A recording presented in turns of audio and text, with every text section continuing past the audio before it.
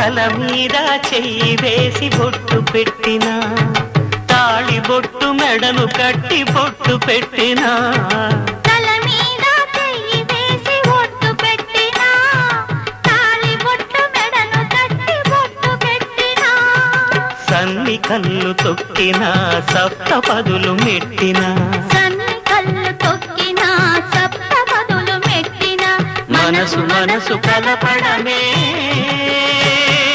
మంత్రం పరమార్థం. శ్రీరస్తు శుభమస్తు, శ్రీరస్తు శుభమస్తు.